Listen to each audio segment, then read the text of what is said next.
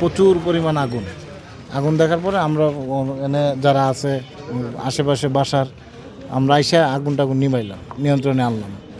কিন্তু কষ্ট একটাই, কিন্তু ফায়ার সার্ভিসে অনেক দেরিতে আসছে, এটাই যে কষ্ট। আরেকটা বিষয় বলতেন, গাড়িতে কি ওই সময় কেউ ছিল? আগুন কি কেন্দ্র করে কেউ আহত বা না, এরকম কোনো কিছু হয় নাই। কেয়ারটেকার যে ছিল তার হাতে বাড়ি দিছে, এগুলা মাইর করে ঢুকছে, এতটুকু জানি। আসলে আমাদের আজান হয়েছে, আমি উঠলাম, ওঠার পরে ছাত্রদেরকে ডাক দিলাম যে উঠো, আজান হয়েছে, উজু স্থান যে করো। তো আমি উজু করে যখন ভিতরে গেলাম, যাওয়ার পরে একটা সংবাদ গেল যে হাজী সাহেবের বাড়িতে আগুন দিছে। তো দৌড়ে আসলাম।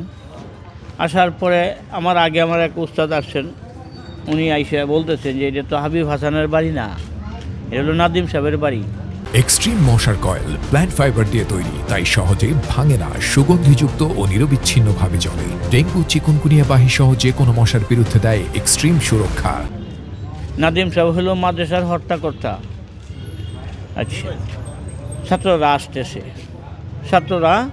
আসতেছে এই কথা কওয়ার পরে তাদের যে লিডার আছে, ওই লিডারে কইতেছে আসেন, আয়া পড়ো, তোমরা বেশি আয়া পড়ো।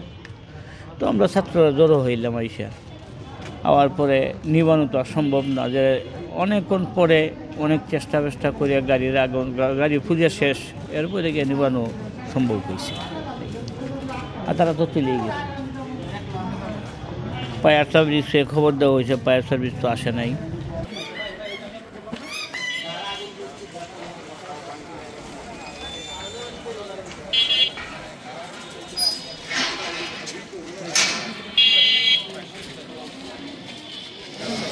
গাড়ি আসলে গাড়িতে আগুন ধরছিল ভিতরে।